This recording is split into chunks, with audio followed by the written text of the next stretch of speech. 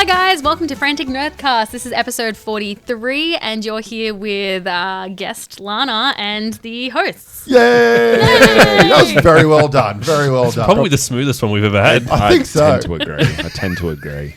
We usually bumble over a start in some way, shape or form, don't we? Forgetting what episode number we're up to. And it's AJ, yes. Brock and Zach. Yes. It is. Yeah. And in case people weren't listening to the last episode, who are you and why do they care? I'm Lana from Girls Who Don't DND and I'm practically famous. That's right. Exactly. Bang, nailed that one. Okay, so this episode we are going back to our regular format of just rambling about random shit that we have seen and like. So where would we like to start, boys? At the beginning. At the beginning, which is... I've painted this week. You painted? I've painted. What did you paint? That's where we're starting. Yep. So did not paint my orc gore grunter like I wanted to. Mini painting.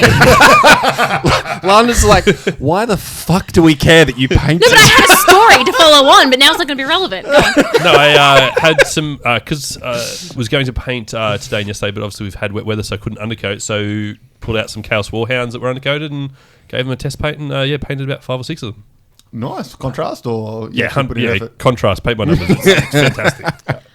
So I went to a hen's weekend. I only went to one of the days. And Picasso and Vino, whatever it is. well, yeah, they did the paint and sip. And the prompt was everyone got a different prompt to paint the groom. So like it was like the groom as an emo, the groom as like a bodybuilder, and mine was the groom as a Disney prince, and I won hands down. And yeah, that was my painting story. Excellent. I like it. I've been painting as well. I did a 3D printed... I think on my socials I shared the statue of Spider-Gwen that I painted. Yep.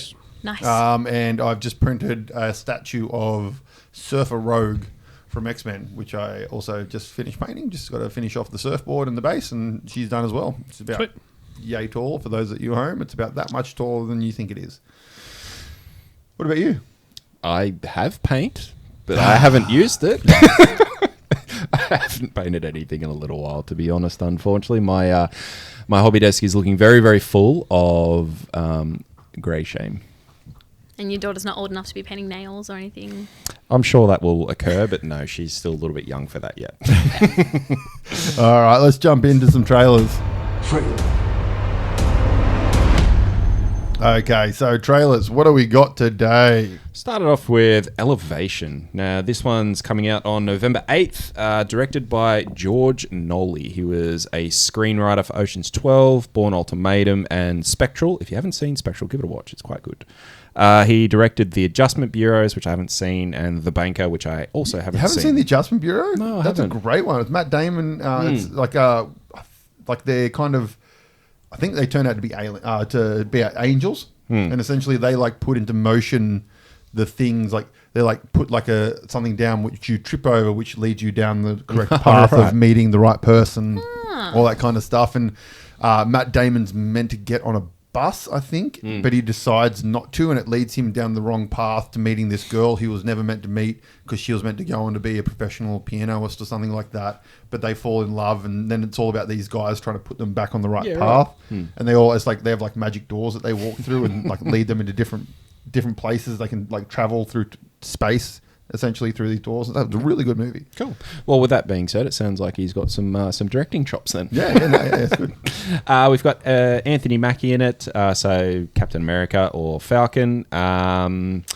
Good movie I've seen him in fairly recently was Synchronic. I'd actually, if you haven't seen that, it was on Netflix. I'm not sure if it's still there, but go give that a watch. It's all about, I think from memory, it's like a drug, but when they take the drug, it more or less overlaps them with an alternate reality.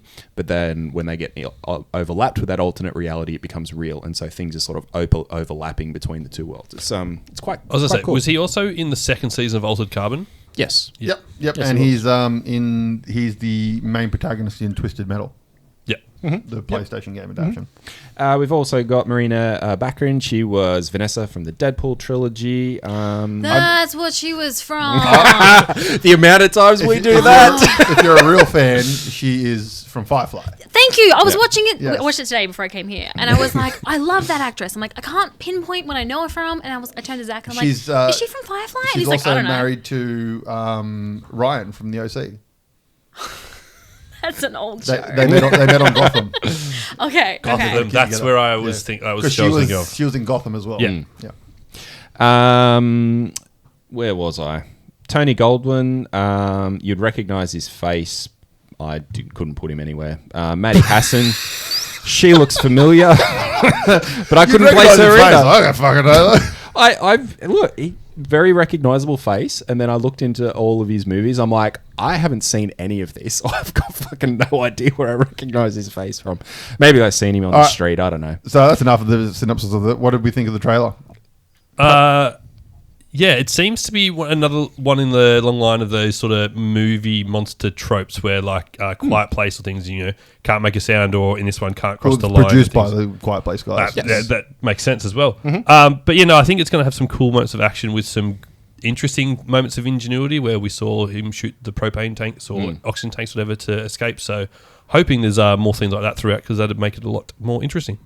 I wrote the same thing. I said it looks like a generic post-takeover alien movie. I thought the aliens look cool.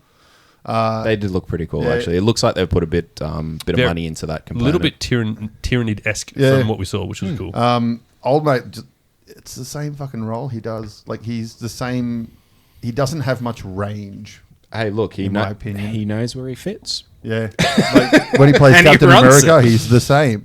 The only time I've seen him different is when he was the baddie in 8 Mile against Eminem.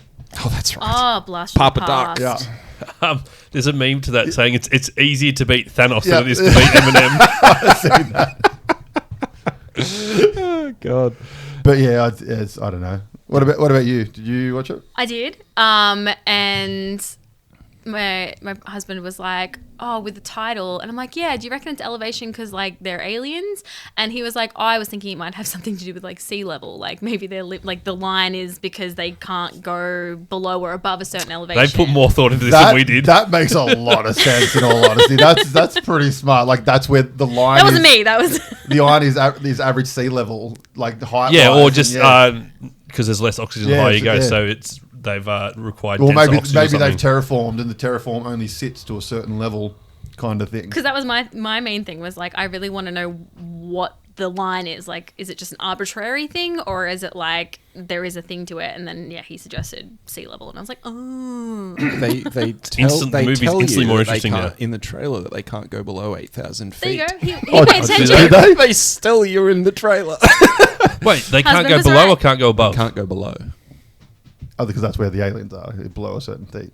Right, okay. They can't go below 8,000 feet. So when they go below the 8,000 Oh, the humans can't go. I elevation- thought you were saying the aliens could. Oh, no, Sorry, I'm the with you humans now. can't. Yeah. So the humans Okay. live above the 8,000 feet, and then they can't go below because aliens go and get them.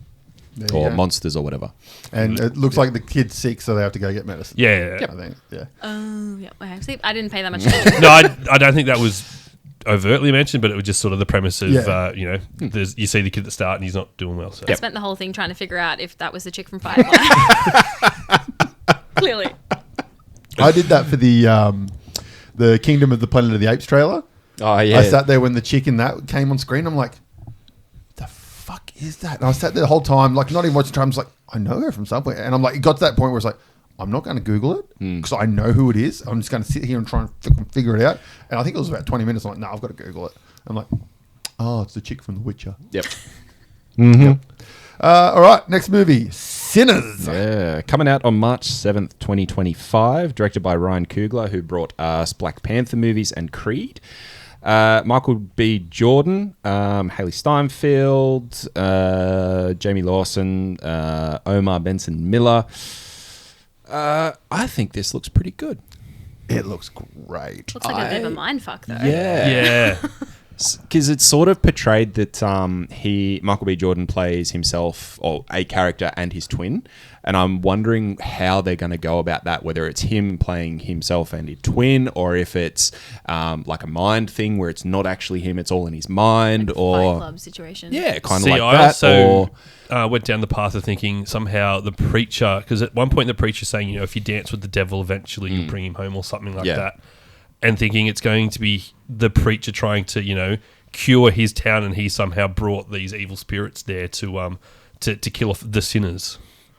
See, that was kind of what my thought was, like similar along those lines, but it was all triggered around he is actually a twin and his brother dies in some like horrific sort of way that sin, and whether his brother killed him or whether there was some ultimate sinner associated to it, and that's what sort of dragged it through that realm, so to speak. But no, I think this looks excellent. Michael B. Jordan, he can fucking act. Oh, so. dude is phenomenal, man. He's such a good fucking actor. Like, him and obviously the director are what made that Black Panther movie. Oh, 100%. Yeah. Like, stole the show. The rest of them more like T'Challa and all that kind of stuff. They were great, but every moment he was on screen. Yeah, he was quite good in the first Black Panther. And obviously the directing was phenomenal. The cinematography in that movie was amazing as well. But the cinematography in this looks great. And I think, I wrote, my notes were, holy shit, yes, just yes. That was my notes. All right, on to the third one, Hysteria. TV show, all episodes being released on the 18th of October on Peacock. What was Peacock for? Where did we get so in generally, most now. of those ones are usually spread between Binge and Stan. Yeah, okay. In Australia, I think from memory. Sometimes Disney Plus get some of them in Australia, but I think it's usually Binge or Stan that get them in Australia. Interesting team up. Or the magic sites. Yeah. I'll be going to the magic sites.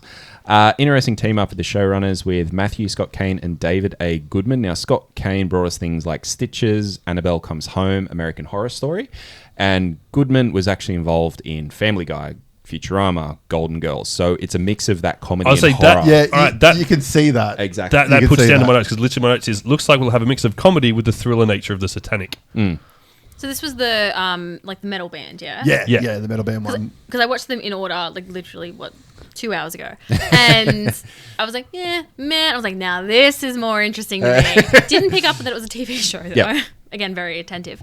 And I love that he was just, I'm gonna capitalize on this missing kid. Yeah, exactly. I love that comment. It's how, like you're upset that you're not as popular as a missing kid. Yeah. You want more attention? Literally. And I think this is going to be like an awesome like balance between like capitalizing on the satanic panic, because it's set in the 80s and whatnot, and how they utilize that and what's happening and how it grows within the town to build up that cult that ends up being in the town. But it was also interesting. I think this is the one where the end of the trailer, it looks like Old Love's been wreathed up the shed, up the stairs, but not. There's no one. You can't see anyone. It looks like it's an invisible force. So, my thought around that is that I reckon it's all tying still back into the satanic panic, and it's not that she's being reefed upstairs by an unknown entity. She's sugarcoating a story where maybe something happened to her in the basement where she fell down the stairs and hit her head, and and she doesn't know how she got back to the lounge room. So it must have been this big fancy bloody thing. Satan's come and dragged me out from the basement. I was wondering if they go down that route where it's not. So it's kind of like that. It could be that 300-esque thing where the 300 comic / movie. The whole thing is actually just a fire story that he's telling to inspire people. And exactly. This could just be her telling the story to the police officer or something like that. Yeah, that was my thought. And I thought it's going to be interesting to see if it goes further, if it does go into that realm of the mysterious, or whether it stays in the real world and just sort of feeds off of it. And I mean, it looks like it's going to be fun. Yeah. And I mean, it has the godfather of horror comedy, Bruce Campbell. It was the man, the legend. Oh. It was funny when I wrote some notes. I said starring, like it's got a whole swag of actors in it, but I only recognised Julie Bowen. And then I was going to say that's Parenthood, isn't she? She was on from Parenthood. Modern Family. Modern Family. That's it. And Happy Gilmore. Happy Gilmore. Yeah. It wasn't until the end of the trailer that Hubby was like, "What are you doing, Claire?" And I was like, "Claire?" He's like, "That's the chick from." I was like, And if you're not aware who Bruce Campbell is, shame on you people. But he is Evil Dead. Yeah, Evil Dead. Ash versus Evil Dead. He's in Spider-Man. He's in anything Sam Raimi makes. So he was in all the Spider-Man movies as a cameo. He was in Doctor Strange. Yes, he was. In the second one, he's the guy who makes eat hot dogs. Hot dog. No, he's the hot dog vendor. So he upsets the girl. Chavez. So Doctor Strange makes him hit himself in the head with hot dogs. And sprays sauce all over himself. And he's in lots of movies, little cameos or main actor and stuff, and he's phenomenal. Anything else on that one? No, I'm excited for the next one. The next one? Okay, well, let's jump to the next one, and this is A Better Man.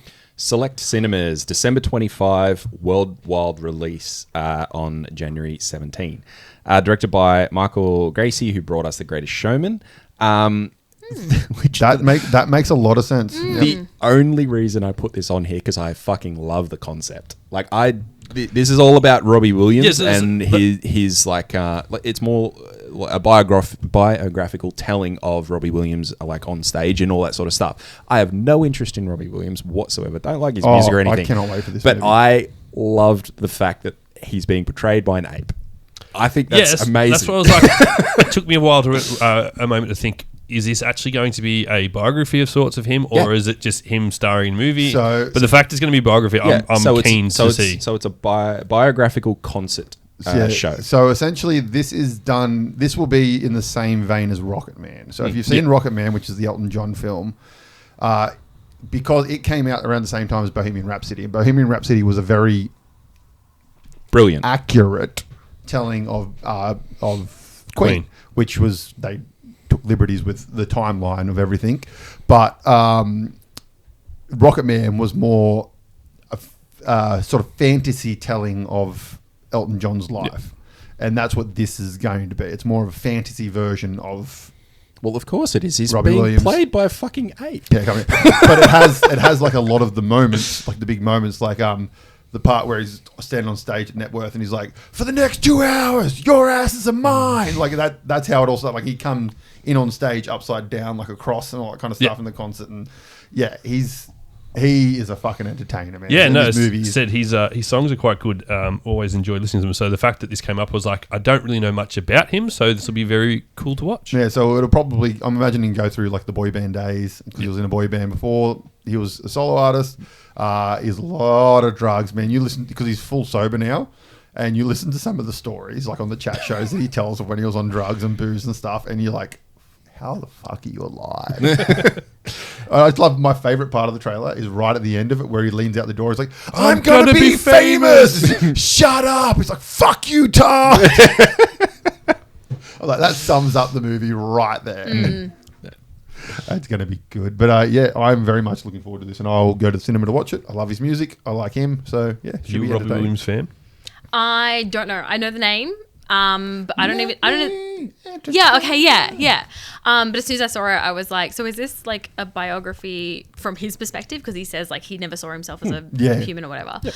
And immediately I was like, okay, I need to tell Mum because I had no fucking clue that this was so coming out. Have you seen Rocket Man? The No. Elton John one? Okay, I've not. Yeah, so it's Elton John's life, but very like in one part when he plays his first concert in America and he goes big, like the whole room starts floating and all this kind of stuff, and he's floating from the piano, and it's kind of to emphasize how he felt and how the crowd felt hearing him for the first time and all that kind of stuff. Yeah, it's very embellished on everything. Yeah. Like it's a true story, but they've obviously fantasized it a bit. Where, as you said, Bohemian Rhapsody is more of a accurate, real life telling sort of thing. Yeah, but yeah, it's going to be good. And our last trailer, what do we got? Juror number 2. We got 2 more. We got 2 more. Yeah. You threw me there. Juror number 2 is coming out November 2024. Now, this is directed by Clint Eastwood. Fucking this bloke is 94. It's his last film. So it should be. 94. Like, fucking good on him, but Jesus. One interesting thing I found out about Clint Eastwood, he was a mayor in the late 80s. Yeah, sorry. I do remember hearing that. For Carmel by the Sea in California. Do you know who else is a mayor? Kane from WWE. Yes. Oh, yes, I did know that. Is he still? Yeah, he just did a thing where he had like some dude booing him or something. It was like all set up. So he goes, 1 second, turns around, and then goes, and all the lights come down in red, and he's got the Kane mask on. He walks over, picks him up, slams him on the table, comes back, pulls the mask off, and then starts going again. Fucking hell. So we got Nicholas Hoult, great actor, Beast in the recent X-Men. He'll be in Nosferatu, also Lex Luthor in the upcoming Superman. Skins. He was, what's it called? About a Boy? And he was also in... Big. Warm Bodies, that's a great film. Yeah, Warm Bodies, X-Men Skins, The Menu. He was in the one with Renfield. Yeah, Renfield, Mad Max. He's lots of stuff. Very, I very. feel like this movie could be up your alley. Oh, this one that we're talking about right Yeah, now. yeah. Hell yeah! I got to this trailer and I was like, "Oh, this looks good!" Like, because as soon as it was like him saying like, "Oh, I think I hit something," I recently went head to head with a wallaby and my car and lost. And I was like, "Hey, The that's joys of living in Australia. yeah." I was like, "Hey, that's me," because it was in the night. I didn't know what I'd hit, and I was. Like, I had that moment of like, oh my God, it's like my car accident. And then he was like, it cut to, I'm on a... You good, mate? The arm's about to fall off. We'll let you continue. We're just waiting on Brock to fix this microphone. I've lost my arm. Okay, there we go. Continue on with your story. Sorry. And when it got to the bit where it revealed he was on a trial, I immediately joined the dots and I was like, oh my God, this is going to be epic. And yeah, I was immediately hooked. I did love that part where he's sort of explaining to Keith Sutherland, where it's like, I think I may have done this kind of thing. It's like, oh, this will make for a good... Yeah. It's very much that moralistic code of, do I tell the truth here or not? Like, I am very well involved in this case, sort of thing. 100%. And especially with having it cut with clips of how like awful, like they're portraying the boyfriend as a really awful person who got in this violent fight with his girlfriend and blah, blah, blah, with our juror with his wife who's just giving birth to their child and like, well, I've got everything going for me kind of thing. Like, is my life worth sacrificing for this, drop kick kind of character? And what was good about the trailer is it didn't sort of lead you in any particular direction. No. It left it hanging. So I mean, like, does he fess up? Does the accused get convicted? Did Holt not hit a deer and know he hit the girl and trying to like cover it up in some way, shape, or form? You do see Kiefer Sutherland, I'm assuming, talking to the detective of the case, going, "Did you consider any other suspects and things like that?" So yeah, it'll be interesting to see the different I think storylines that was of J.K. Simmons, actually, wasn't it? Because J.K. Simmons is in it as well. I don't know. I'm just going off Kiefer Sutherland because that's what he said. I'm course, horrible. Kiefer I'm horrible with actors' names. Kiefer Sutherland is in Yeah. it, but so is J.K. Oh, Simmons. that scene you're talking about, I get. Right. Okay. Yeah. Well, either way, yeah. Is there going to be the different perspectives and storylines of different people coming at the same case to see if someone is going to tell the truth and what's going to be the outcome? So It looks really fucking good. It does. Really good. My husband pointed out that like at one point when the detective's like looking over like into the gully area, like off the ravine or whatever, I don't know words, and Doing great. and he was like, it seemed like in the clip where he thought like he pulled over and he thought he'd hit something, it was in a very different area, and so that made us think like, is there like no way that it's him, or is he maybe intentionally have done it? was there and another he's dead body somewhere? dragged the body and then is kind of convinced himself he hasn't done it. So I think it'd be a bit of exactly. a psychological. Yeah, and what if that's like playing on the fact of he's trying to now cover it up further by saying he hit something further down the way rather than there and all sorts. So yeah, Unreliable it's narrator. yeah. So I'd say it looks fucking. It'll excellent. be good, and it's as I said, it's his last film that he's directing. I think is he in it as well? Not that I've seen. Yeah, so yeah, He didn't have a credit on it. He might just be in the background somewhere. He might be during number 4. But I mean, he's a great director. All his films he's directed are great. So yeah, looks good. All right, now we are officially onto our last trailer we're talking about in this episode, and it is Companion. I've got no idea. Yeah, what was this? I've got no. Literally, I have no idea what to say about this movie. Is the line I've written down? So lead us away and then explain it to me. January 10. It's coming out to theatres. Directed by Drew Hancock. So he gave us My Dead Ex, Suburgatory. Now, it's listed as being from the minds that brought you Barbarian, and that is Zach Kreger, who wrote and directed Barbarian and is a producer on this show. which is what they do all the time with brought by. Yeah, It's like, exactly. He's got nothing to do with it. He's a fucking lawyer kind of thing. Yeah, exactly. So starring Sophie Thatcher from Yellow Jackets and Jack Quaid, The Boys, amongst other things. Nepo child. This looks fucking great. Very Oh. trippy thriller. So I I loved reckon. the trailer, like Yeah. the way that it was like horror-y, but like Yeah. had that like kind of like the pink overlays and Yep. stuff. Yep. I liked that. Like it's being presented as a love story. Well, it is. It is it's- presented as a love yeah. story because it actually comes up with one of the captions saying this is a very different love story or something along those lines. From the Notebook or something, and then Yeah. it has the I love the way they did that. Yeah. Actually, came in and saying from the studio that brought you the Notebook, a new type of love story, and then it cuts to like The just handcuff? yeah, exactly. You're like, okay, fucking what? I'm very excited about seeing Jack Quaid play a baddie. Yeah. Like because I've only seen him play good sort of quirky. Yeah, I'm a nerdy kind of character like Yep. The Boys, Lower Decks, all that kind of stuff. So I'm very excited because he looks like in this trailer. You're like, oh, you're going to pull this off. Listen, so I watched it twice, and I'm still not sure what I've seen and what to expect, other than people will die at some point, I'm assuming, and there's various amounts of crime. But yeah, it messed with my head a little bit. That's a good trailer, brother. That's Yeah, what a good trailer's meant to do. I'm interested in seeing it just so I can actually put the pieces together. Yeah. 100%. But yeah, like I watched, I'm like, I don't know. Yeah, and that's... But I want to. As Yeah. AJ said, Yeah. a trailer well done. Like, it was well done. It didn't give much away, as you said. It's going to be great to see how it unfolds. Some messed up things happening in it, though. Fuck Yeah, me. exactly. And, I mean, my first thought is that it might be a bit of a take on that toxic relationship where someone goes back to someone and then he's treating her poorly and whatnot. Like, that's what it seemed to be like at first, but then she's trying to escape and keeps getting drawn back in. Hence the reason she's sitting at that table, paralyzed with her arm on fire. Yeah. You're like, what the fuck?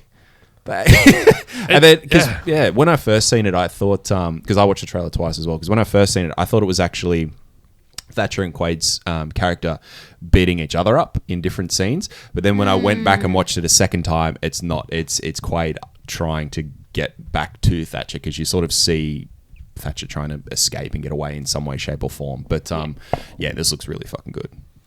It reminds me a lot of... I'm just trying to find the name of the movie. It's an Australian film. It's got... you might know because you like Twilight. There's an Australian actor. He was one of the vampires in the Twilight movies. I can't remember his name, but he was in Best Man, the Australian comedy one. Have you seen that? Had Olivia Newton-John when she gets on drugs and stuff on it. It was quite funny.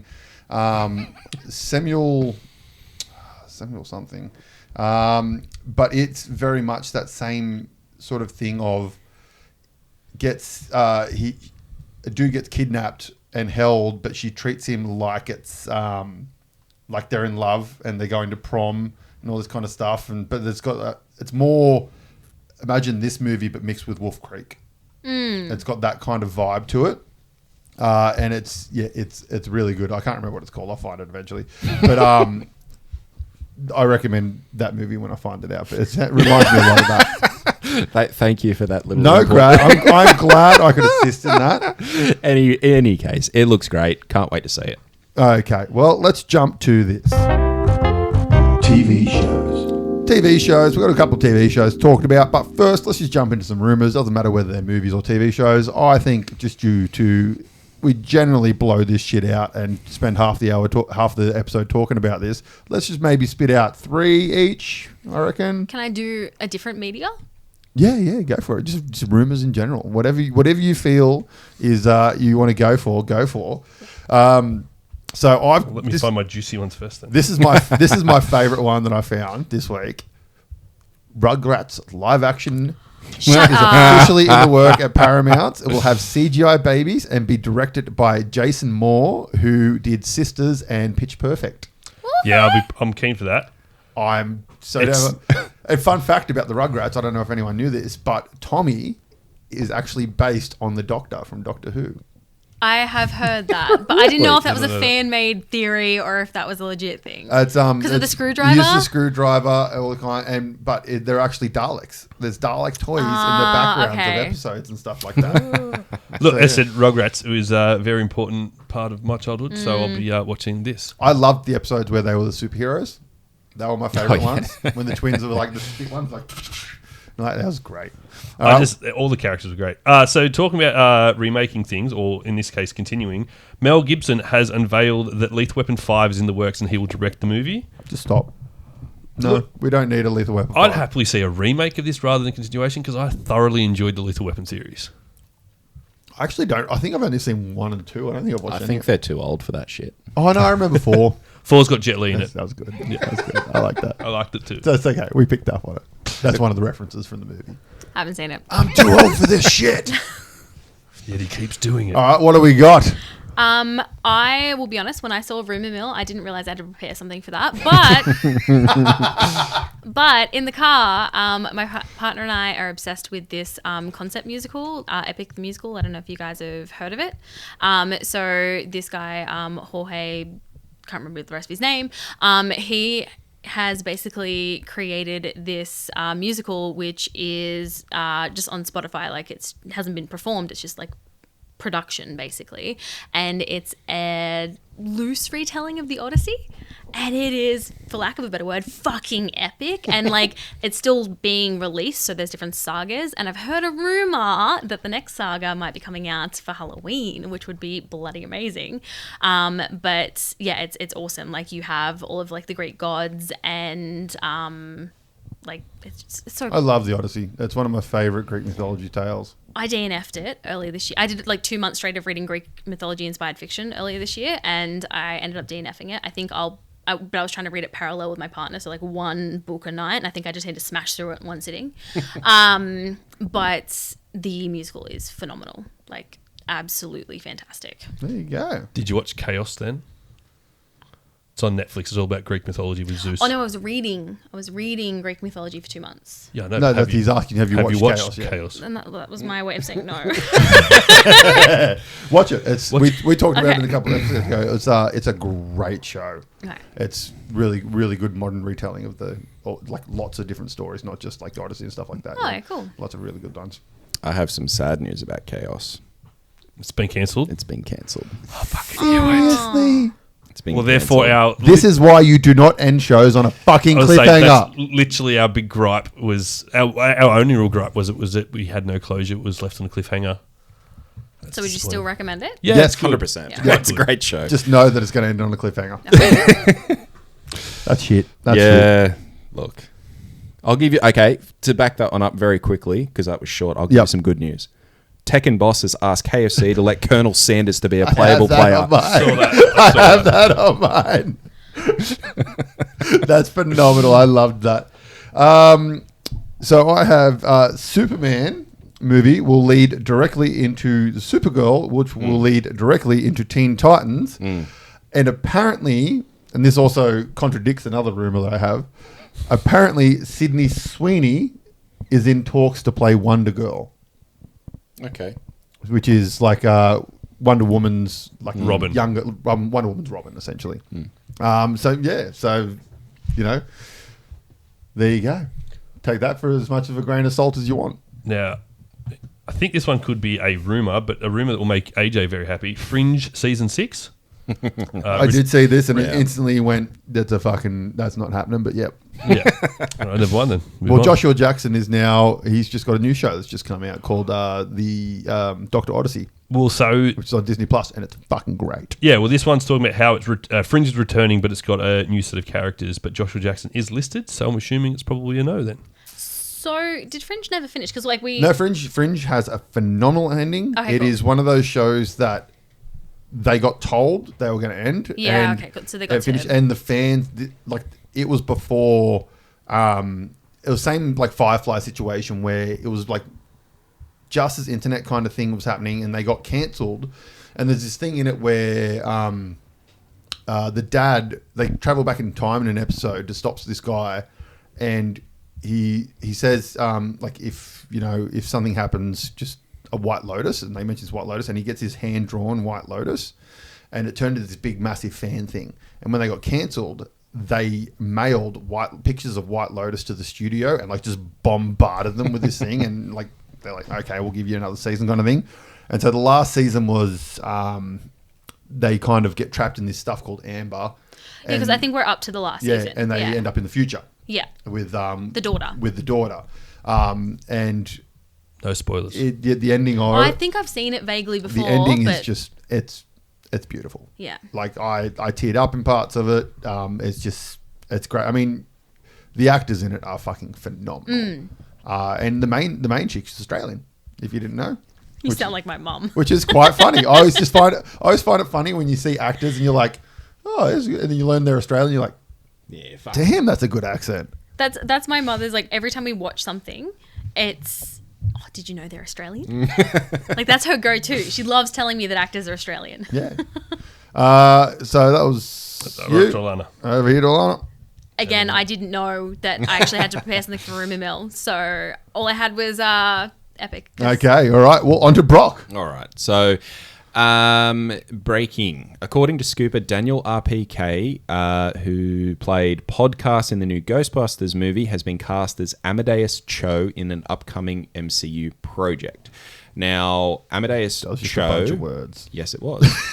Most sentences are, AJ. Amadeus Cho, he will be the son of Helen Cho.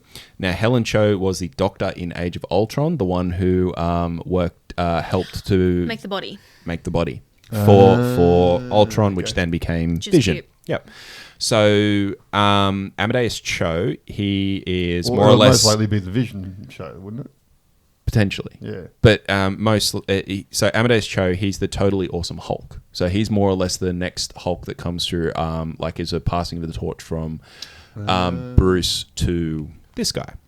Well, he could be playing Hulk's kid, who was horribly introduced. Yes. in Potentially. She-Hulk. Potentially. Except the fact that it is like, it's meant to be a different character, but I mean, who knows? Who knows? Could be interesting if it happens. All right. Kevin Smith would like to, just on a side note, watch the 4:30 movie last night. Beautiful. That's Kevin Smith's new movie. Kevin Smith would like to replace the late, great Shannon Doherty in the upcoming Twilight of the Mallrats, which is a Mallrats sequel, with Sarah Michelle Gellar. As a bit of a homage, because they were best friends and all that kind of stuff. And he thought, if anyone could instead of just replacing the character, he would like someone else to play the same character. And he thought, he hopes that Sarah Michelle Gellar would be the best person to do that for him. That's a beautiful choice. Yeah.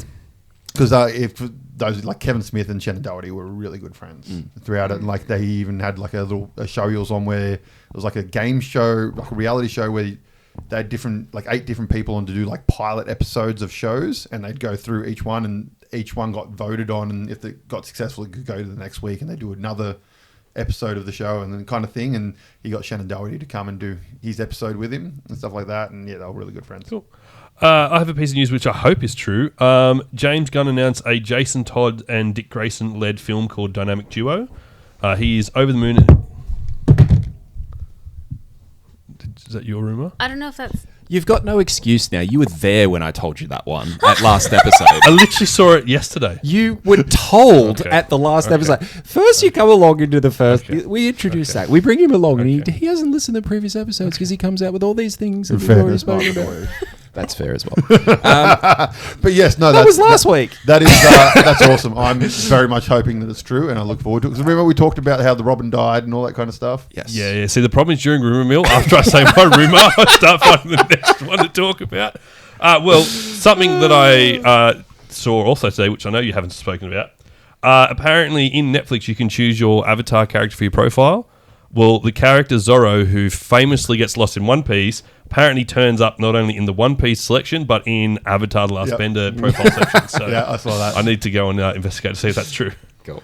All right, Brock, what do we got? Halo or 343 Industries have announced that all future Halo projects will be switching to Unreal Engine 5, and it is also changing the naming to Halo Studios. Yeah, they're changing from 343 Studios to Halo Studios. They have which is a indeed. pretty big deal. Massive. Okay, I've got... This is our last ones. Yep, I'm just going to quickly cheat and put a couple in here. So just quickly, Chris Rock won $40 million lawsuit against Will Smith for slapping him. Sydney Sweeney is rumoured to be the White Queen, not Black Cat, in upcoming Marvel projects. Sorry, just like question on the Chris Rock and Will Smith thing. So like suing, so that's civil court. What was the, like, it's not charge, but what was the, like, just grievous harm or like, do you know what, like it was public humiliation? public humiliation? Okay. I'm guessing... Maybe. I was just curious because He didn't research I'm it further guessing. than that. It popped up on Facebook. Okay.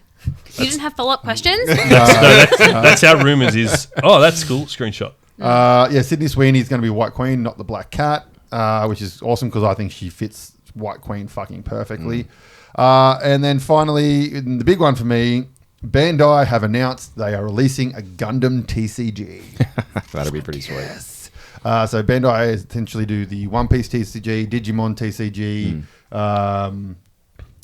Trading card game. Thank you. a couple other big ones, and so they've announced that Gundam's coming along, and I'm very excited about it. It looks really good, and it will be taking all my money. Oh, I was going to say, well, there goes some more. Following AJ's lead, 3 very short ones. Wendy's is releasing their very own Krabby Patty meal. I did see this. They also released an RPG a couple of years back as well. That 90s show has been cancelled by Netflix after 2 seasons. Cool. No, I actually like that. Yeah, my wife said the same thing. That's She took upsetting. it as a personal attack. I knew from it was me. going to happen, but it's upsetting. And then 2 things on Anne Hathaway. Apparently, the Devil Wears Prada sequel is coming. Yep, and she has announced that Princess Diaries 3 is in the I works. did see I that. actually didn't knew know that that. one. I put it. Yeah, that's mine. Well, Alana, do you have a rumour? Yeah, Princess Diaries 3 is coming.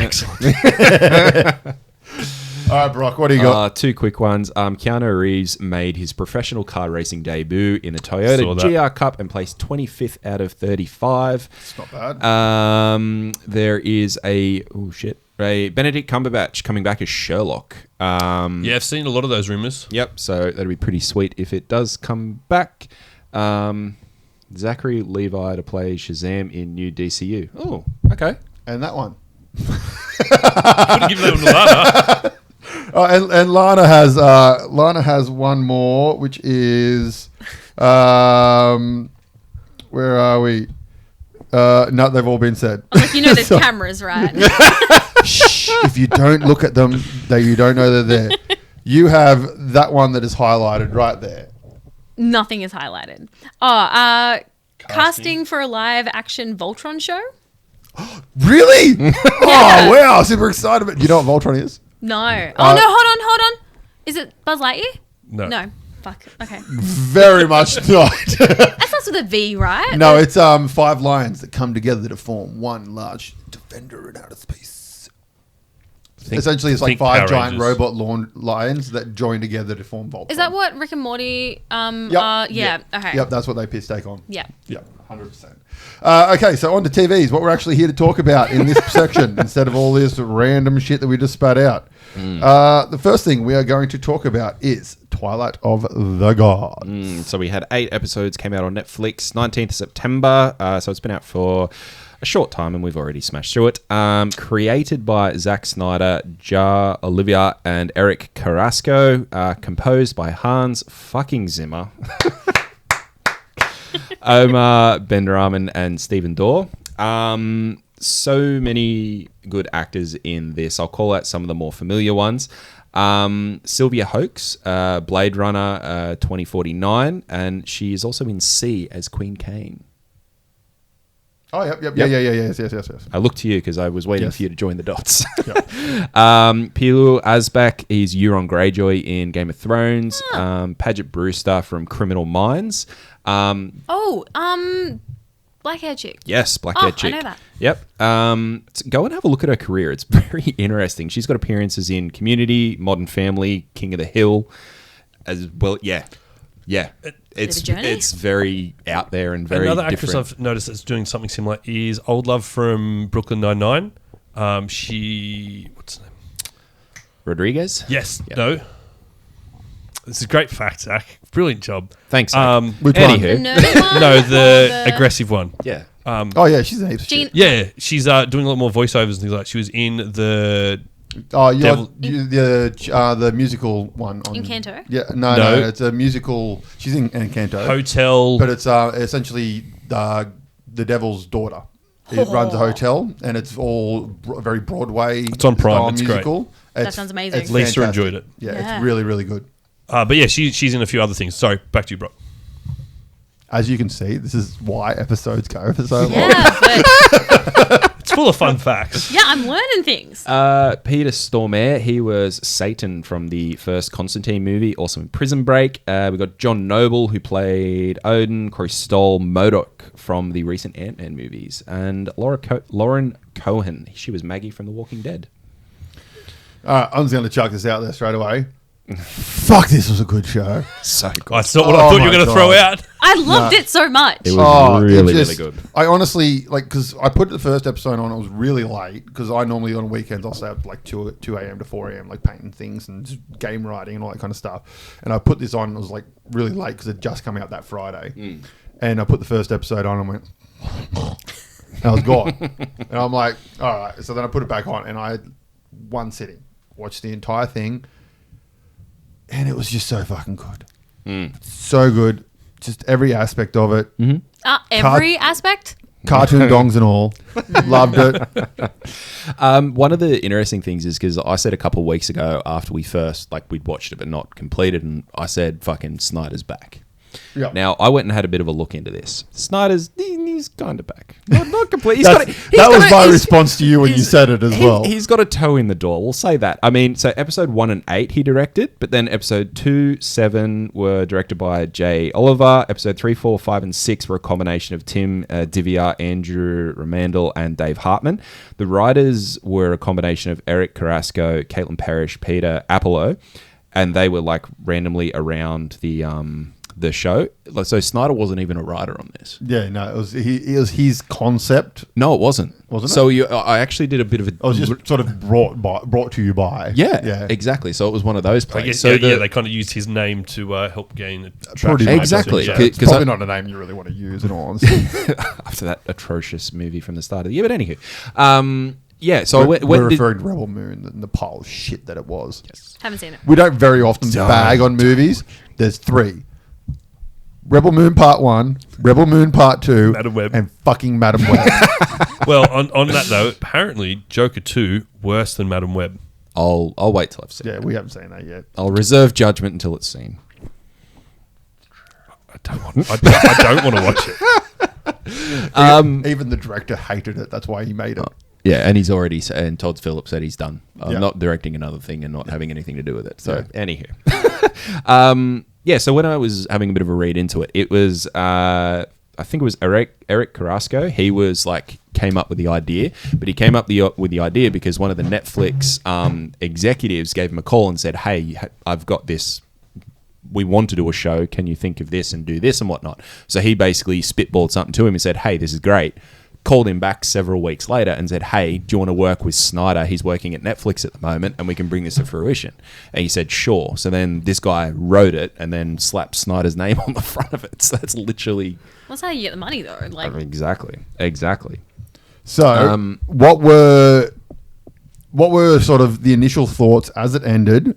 What were our initial thoughts of the show? Besides, it was fucking great. What were sort of the things that instantly jumped to your mind? Lana, go. You're squealing around over there. For reference, I took notes on each episode, and then I tried to get my thoughts together, and then I got distracted, so they're not really Brock, together. you have competition. I know, right?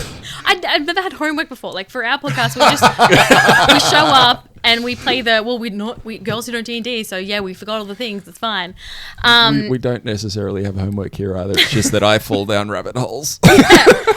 But I loved it. I had no idea that this thing was even coming out until Zach said, "Hey, we're going to talk about this." Yep. Really glad that you sent it through. Really glad that I'm doing this because it was bloody awesome. I was really invested in the story and the characters. There were more penises than I would have liked to have seen. Some of them made sense. Some of them didn't. When Wolfmate died and it's just there, I'm like, that didn't need to be there. No one wants to see penises. Give us more boobs. Everyone wants to see boobs. Don't give us more penises. Come on. Anyway. Anyway, I did really like the violence. It was bloody spectacular.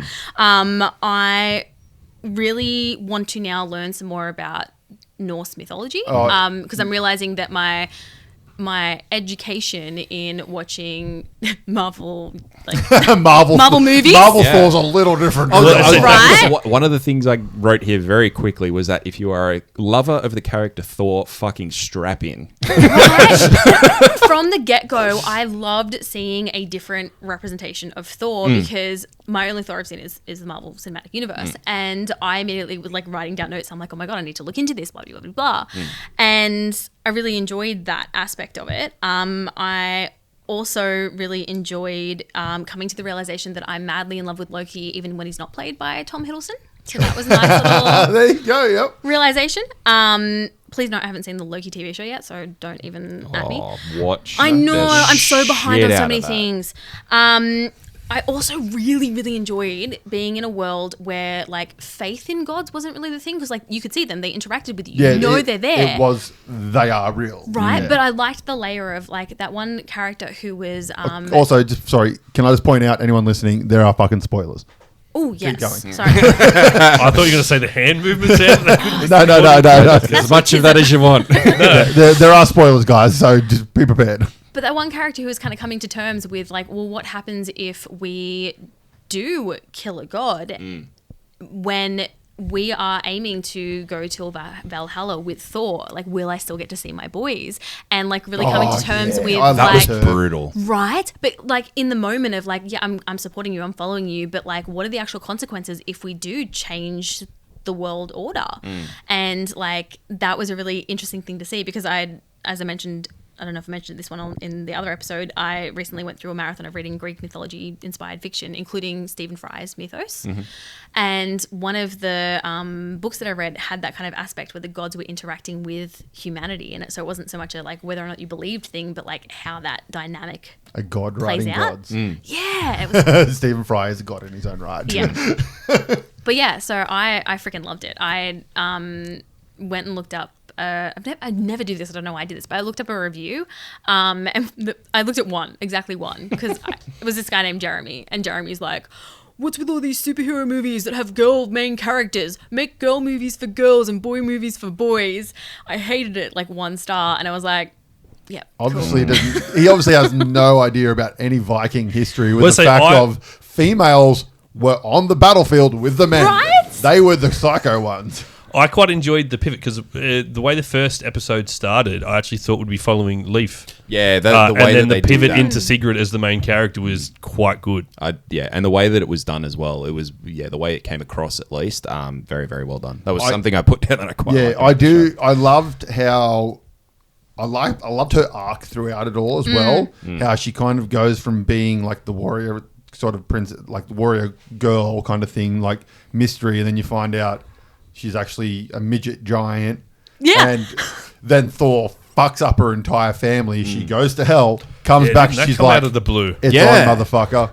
It's on." And then So many twists. and then it's just her. And then I love towards the end of it of the split between her and the husband, and like the husband kind of Yeah, but she's even like, said that's the role reversal because normally it's the husband going, no, like I'm going off to do this very dangerous thing. You stay behind. I don't but want you it's to. not even that sort of stereotypical role. It's more of her passion at that time, like her one singular goal is revenge. Yeah. She does not give a fuck about anything else kind of in her life. And like, she's like, and then like that separation of he just wants to be with her. And she's like, no, like, I love you, but I love this more. I And loved that's- the complexity of it in terms of like her, because I was really mad to watch her be such a dick to him when she's like, "Oh, you're not like the man that I fell in love with. You're not being strong enough. You're not being heartless enough," kind of thing. And then like she's like pushing him away, but also like getting mad at him for not like coming with her. And then the kind of building towards the fact, well, no, she's trying to convince herself to push him away. Yeah. Like that's her goal here, but she can't bring herself to do it. And I liked the kind of realization that was a mess because she was a mess kind of thing. That was so good. And one of the other things I loved was the interweaving of Loki's plan throughout the whole thing. Yeah, Loki's manipulations. And it's just like every aspect of it is because of Loki kind of thing, even if you don't realize it. And then you're like, oh no, that was because of Loki. Yeah, that's exactly. that was great. I also Very loved well the like slowly getting to know more about him in terms of like His daughters and all that kind of yeah, stuff. and also like he's he's responsible for everything, but he's not. Like when he kind of has that interaction with Leaf where he kind of gets him out of that dark place mentally and gets him out of that thing by taking credit for the bad things that he's done, only to then have him go, oh wait, no, you were just taking credit. He's like, well, that's what I'm here for. I only exist to be blamed for things, and like that build up only to have that twist at the end. I was like, you just came so far. But I get it, like this is so in character, but No, that was awesome. I loved the bit with Loki. See, again, like you start to get in with Loki's character as he's starting to build through. And then Andvari turns into the fish, goes through the water, jumps out at the end, and Loki just fucking grabs him and crushes his fucking head. You're just like, ruthless. What the fuck? Like I was waiting for someone to die, and I was like, oh. I was not expecting that at all. What? As soon as he came up onto the screen and was there, I was like, oh, Loki caught him. And then he fucking took his head off. Well, when he jumped in, I was like, oh, what if, because prophecies are notoriously like kind of hard. I was like, well, what if he's the serpent? Like it doesn't have to be the daughter that's a serpent. Like he jumps in the water. I'm like, oh, he could be a serpent. Yeah. And then it went a completely different direction. And I really appreciated the because it keeps cutting to Thor fucking the mermaidy looking rat, and then it cut to like when we see the daughters and like older and stuff, and I was like, hold on, is that? And then I really appreciate I didn't have to go back. It like went to a scene that I was like, oh yep, okay, I am reading that correctly. Yeah. Yes, you were. I was like, Thor in this is Zeus. What do you got, in Zach? terms of my existing knowledge? Not much really more to add. It's been no, it's done quite well. I liked the difference on Odin Thor. is Zeus, in case you were wondering. It's more that kind of connection. Odin's like the big boy, and then Thor and all that are the kids.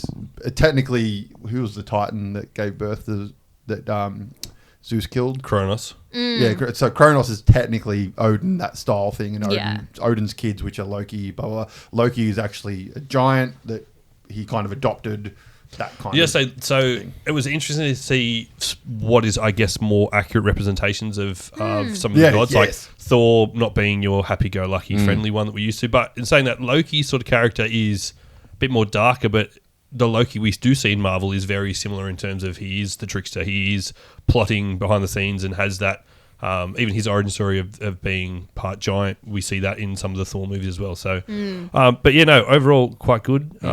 Enjoyed the action, the animation and the style that was used. That was quite good. The animation style. At first I was kind of like, I'm not 100% sure on this because it's like gone that Archer route. And then after the first episode, I was like, I'm 100% in on this. Fucking go for it. Even the dongs. Go for it. I loved the Archer girl that came into it. Thera. Yeah, with the other gods. And I loved the part where the main character's like, go marry her, live a happy life. And then when he's talking to her and he says that, he's like, I fucked yous both, but you're not who I wanted to fuck. Yeah. And I was like, yeah, that makes sense. Like that's how it kind of. She was the same. She's like, I was there too, but I wanted her more than you. Yeah. But that's how, and you kind of like, that kind of when you think back to it, you're like, that makes sense. Like he saved her, but she was only doing that deliberately, kind of thing, and she was more interested in the warrior, Princess Monica kind of woman. When that interaction happened and they're both standing there basically just wanting the same girl at the end, and she's like, no, I didn't want you, I wanted her. I'm like thinking about what she looks like and what he looks like. I'm like, yeah. I mean, her? Yeah. Who doesn't?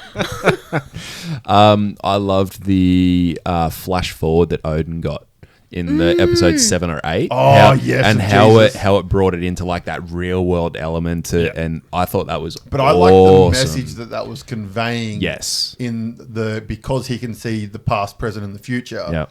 And it's like showing the future of you are a god, but you will eventually disappear because people will stop believing in you. Another god will come and overtake your crown. I thought that was excellent. I loved that, but I was really disappointed that they didn't have like the Jesus figure kind of become Loki, because I've seen that. I don't know if you guys have seen that theory where they explain how Loki basically ends the Norse gods and becomes God, like he starts Christianity, and I've someone's never- I've explained never like read how that that would be before. possible, because you got like the apples of the like Yeah. that make them Oh, immortal, sorry, I have seen some and of they that, become the Garden of Eden, Yeah. and because and- he's the snake talking into the yeah, into the ear, and I was like, whatnot. that would have been a freaking hilarious twist. Is it going to be a second season?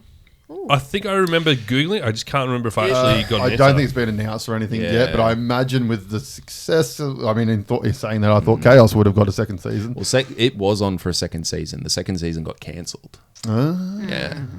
But look, I think they left it in a position where they don't need to do another season, but another one would be good. That was I did love that at the end as well, where Thor just walks over and just gives her a beer.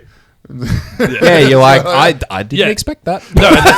That's why I thought there might have been a second one with them continuing their storyline in Valhalla now, and seeing how that plays out, and you get to see more of Valhalla, because in most Viking Norse things you know of Valhalla, but you never actually really get to. I do explore like their that, thing so. of saying that Valhalla is pretty much just his Thor's Yes. soldier engine, which I did, because I've never heard of it sort of talked about that way. I've always heard it of die on the battlefield, you get to go to Valhalla and live Yeah. eternal I in life and stuff. Loved that twist, and the idea that like really hell is freedom. Like Yep. if you go into Valhalla, you're just going to be another soldier in waiting. Yeah. Yeah, because that's how they explained it with the Old Love with the kids. That Yeah. up there, actually, they're not free, but down there you'll be free, and you Yeah. actually get rewarded for what you've done by helping us out here, sort of thing. That was really good. After the show, I went down a little bit of a rabbit hole, which was fun. So some of the connections that people making, like with the characters to fiction and fact. So with Sigrid and Leif's character, with Leif, they talk about him being from the Volsung and whatnot. That appears that it was actually a real kingdom that went through the ages, and there's actually ties with that Leif character through to there, and yeah, like being within conquerors and stuff within that Volsung kingdom and whatnot.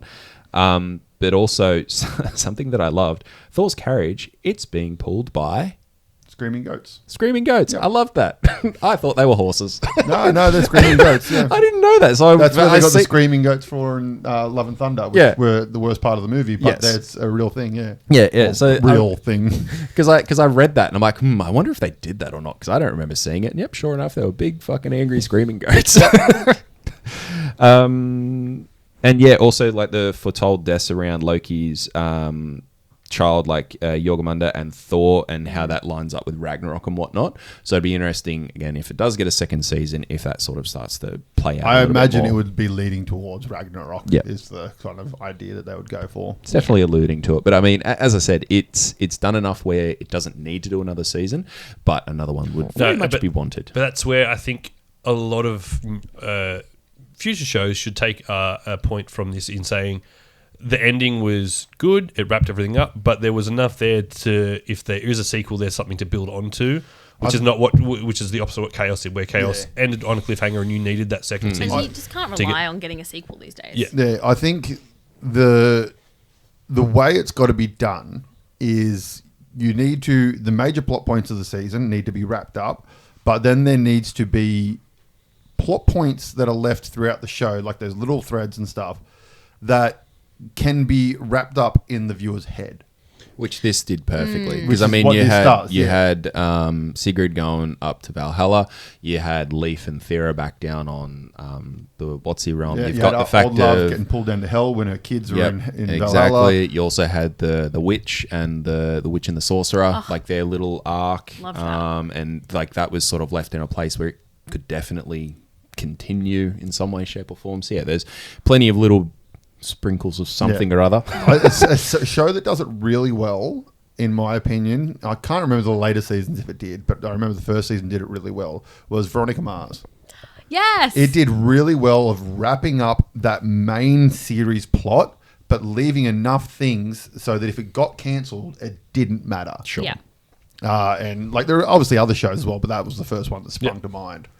Mainly because I've been watching that one with Kirsten Bell on Netflix with Adam Brody and the Is that a rom-com TV one. show? Yeah. Oh, I thought It's it was a movie. really good. Okay. It's really good. It's like a very funny kind of No one wants this or something yeah, like that. Yeah, he's like a what's the Jewish Rabbi.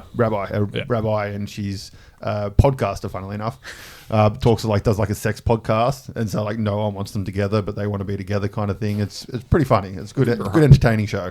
All right, PAX. PAX? PAX for this. Oh, God, I need yeah, the that's PAX right. rating for We this. do a voting. That's right. We rating. vote things. PAX. Oh, fucking 9.5. Wow. I can't say it's perfect, but I fucking loved every moment of it. I cannot put a fault to the show. I loved it. I'm giving it a 9. I've really, really enjoyed this show. All right, well, I was giving it 8.5 purely because, like Alana, I thought there was just a little bit too much dong for no reason. Lost half a point from me, but other than that, it was pretty fantastic. Just trying to shorten the murder packs. Yeah. What about you? Yeah, I'd only take half a point off literally for the dongs. I So loved you're it. 9.5 as well out of 10? Loved it, yeah. Yeah, it was great. I loved it. I cannot argue with anything about it. There were so many scenes in it that were just beautiful. So many scenes that were just gore-filled and just, yeah. Perfect balance of action, gore, and tugging at the Storytelling. emotional heartstrings with the Tory. With the Tory. Story. Yeah, it was fantastic.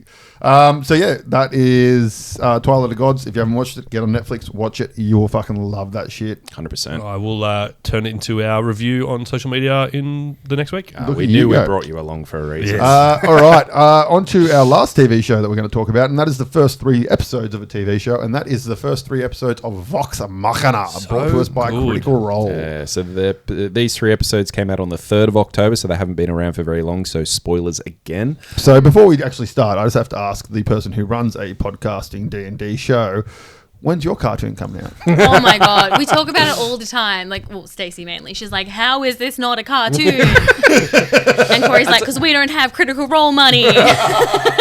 Listening to the podcast, I would watch the shit out of that. I would too. I don't know, that's really vain to say, but I would. Like, because I haven't listened to Critical Role, the podcast, because they're like, what, 4 hours long or something. And there's like a lot of episodes. Yeah. But I have seen the TV show. So I was really happy that you guys made it. So we had to watch 3 episodes. I was like, yeah, sweet. But yeah, no. One of the fun facts about Critical Role, the Vox Machina series, parts of it actually got worked into proper D&D lore. So Joe Magnanello, when he was on the show, his character, you go on YouTube and watch it. There's a clip of it on YouTube. He's sitting there and he's playing with him. His character betrays the entire party, and because he's Vecna. I think it's Vecna. Yeah, Vecna. Yeah, he's pretty much they're fighting Vecna. I may have seen this And clip. he cuts off his hand, cuts off his own hand, cuts off Vecna's, joins his hand, and then teleports out and says, "See ya," and gets up and just walks off set. I have seen this And clip. they're all just sitting there going, like, what the fuck just happened? And that got worked because Descent to Avernus, Joe Magnanello wrote, and his character is in Avernus. When you go there, you have to meet his character, and he's got the hand in the Descent to Avernus. And we ended up just calling the character Joe Magnanello. Hey, Joe. Hey, young Joe. Because I do see clips of the show. So, like, I've seen bits and pieces. But yeah.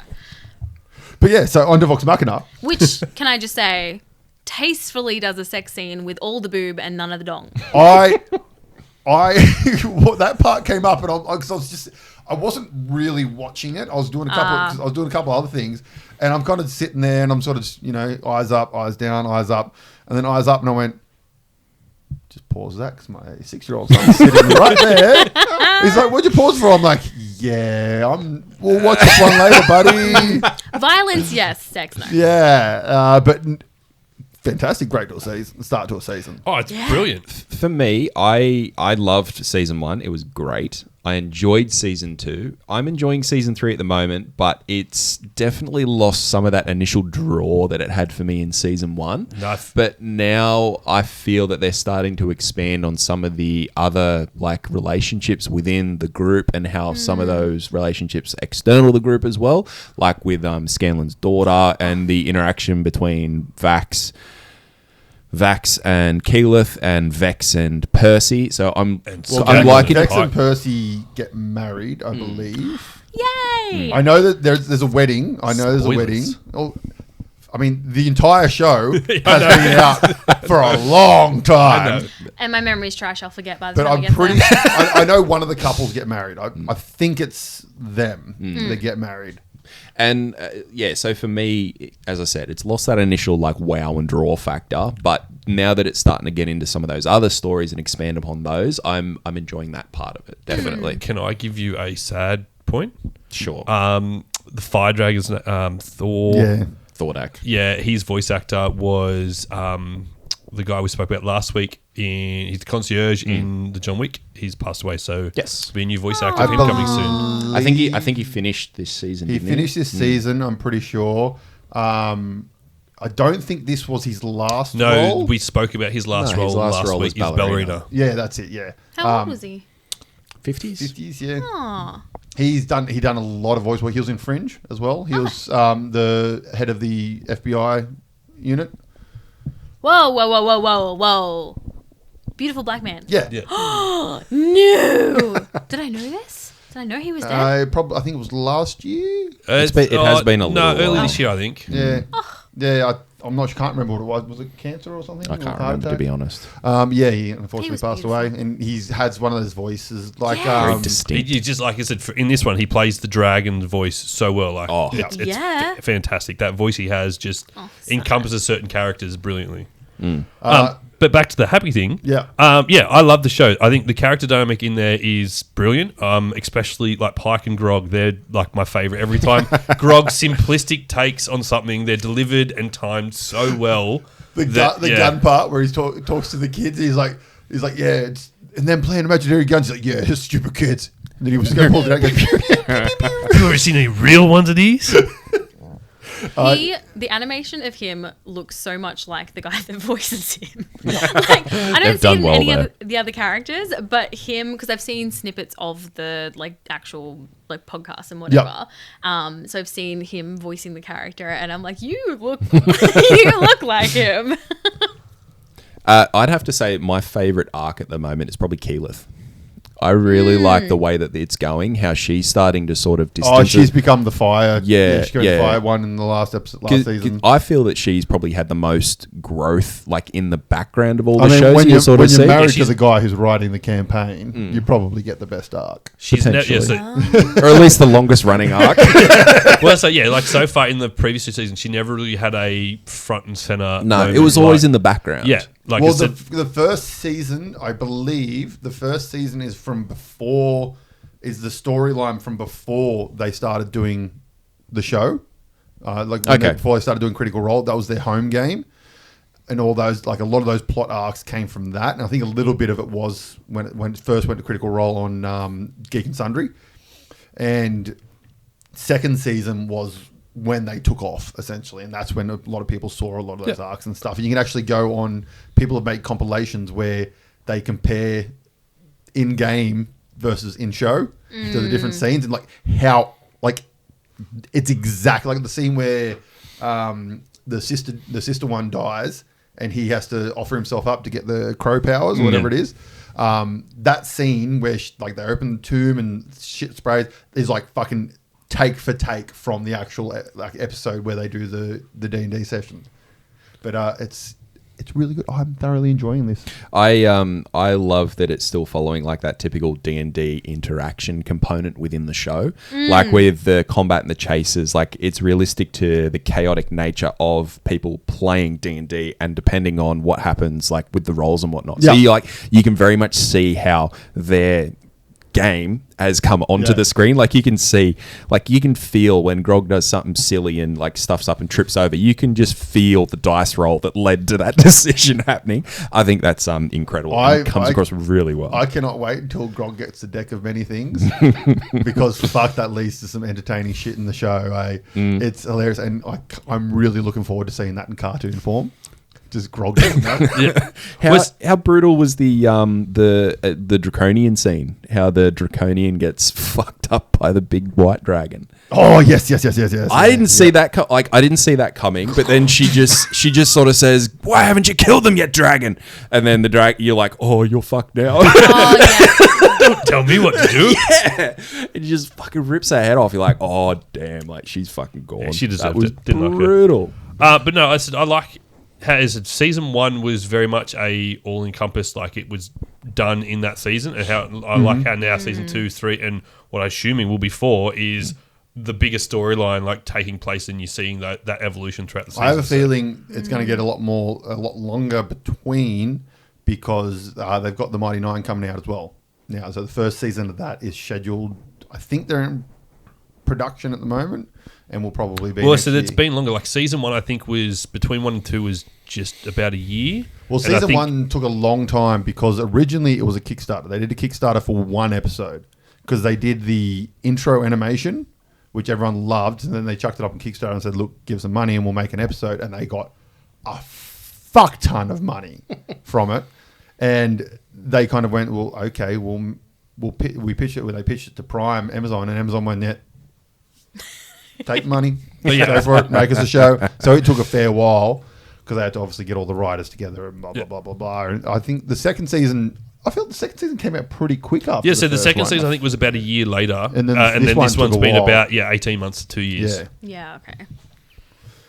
Keep making more seasons. yeah, 100%. Happily keep It's watching. great. And do we know how many episodes this season's going to get? Well, They've we've got been- 3. We're actually getting another. just- We're getting another Yeah, it's- 3 on the 10th. And then I there's 9 think, all I up, isn't think it? we might be getting another 3 Yeah. in like another fortnight after that. Yeah, I so it's think. 9 episodes I all think up. I think that's what it was. Unless they go for 12 and have another 3 after that, but I can't see that happening. Well, I mean, the good thing about it is the writing in it. It's essentially The writing's done. it's done, but it's done in a very like story, like laid out structure because it's written as a game kind of thing, and it's sort of it's hard to describe. But It's a game based thing, but it's a narrative game. Yeah. So you need to start at the start where the characters don't have anything, and That's along the it, way yeah. they need to find the information to beat the baddie, and then find out you're there's watching another baddie them- behind it. You're watching them get better at things and get Yeah. better at things, and they never sort of go backwards. As opposed to a lot of shows, the character they'll get to a certain point with the character, and they're like, we don't know how to write this character anymore. So they either get shoved to the background or they just get depowered so that they can kind Killed of off or something killed like off, that, yeah. or they can get they get made redundant so that they can kind of grow again. Whereas in this, you're constantly going to see them getting better, And better you and see better and better certain characters because that's just the spike at nature of different D&D. times. Like you said, like Vax spiked more in the last season with the Raven powers and things like that. And then Yeah, last season was Vax and Percy because you had Percy who was pretty prominent with his family ties. wasn't that the first one with Percy? No, I thought it Yeah, was that was the second. first season. That was the first season with Percy. Must, yeah. okay. I'm getting lost And then then you saw Vex get the bow in the last season, and you saw all Grog the vestiges. use the vestiges, and you saw Grog go have like the down spiral and then the back up with his arc in the last season. So yeah, it's interesting to see that this one might focus more on Scanlan and druidy wizard chick we just spoke about before, Keyleth. Yep. That's The what. redhead. That's one The of redhead. my downsides of this show so far. They have said vestige way too many fucking times. Oh, except when Grog said vestigles. But or whatever he said. okay, now see, that was great because it was not vestige. It's like every second line for about 10 minutes was fucking vestige. I I'm like, just love how they at one point Say they're something walking else. away and they go like, and we're going to go get the vestige, and you just hear like just off to the side, you just hear Grog go vesticles.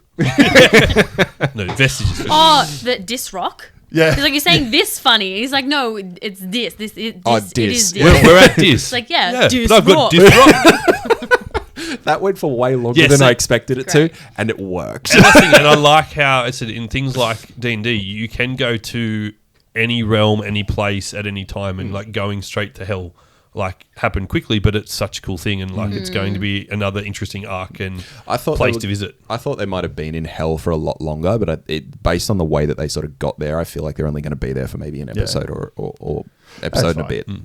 But yeah, looking forward to the next few episodes. Can't wait for it. And that's pretty much all we've got for this episode. How long have we gone? An hour and 20 minutes. That's all we've got Yep. for this episode. So lastly, again, thank you very much for joining us in this episode and the previous episode. We really, really appreciate you coming on. Been a lot of fun. Excellent. We hope you did have a lot of fun. So yeah. And one more time, if you want to spruik your podcast, go for it. I'm part of another podcast called Girls Who Don't DND. It sounds exactly like it is. We go into our old boss's dungeon, and we have no idea what we're in for. Literally and figuratively. And we learn how to play D&D. And if you would like to follow along with that chaos, anywhere you listen to podcasts, It is a very, very good podcast, guys. Highly recommend it. Definitely. They will be in London in a few weeks' time at Comic-Con with a booth and a panel there as well. So I think we've had like 3 UK listeners. So if you're one of those listeners, Spread the word. spread the word. Go see them. And then back to us. Don't forget to check out Sequelize It. We just had an episode released on Monday where we created sequels to Warcraft. So definitely worth a watch. Definitely give it a watch. It's a heated episode. Yes, tables may be flipped, microphones might be thrown. It's a great watch. But yeah, thank you very much for joining us, guys, once again, and we'll see you next time. Cheers. Bye. Hey guys, thanks for listening to Frantic Nerdcast. You can find all our latest news and information on Facebook or at franticnerdcast.com. You can find us on Instagram at Frantic Nerdcast. Find AJ at Weird Art by AJ. Find Zach at Frantic Kaz and myself at Frantic Brock. Please make sure to head over to our YouTube channel and subscribe for more YouTube-only content like Sequelize It and Plays Games.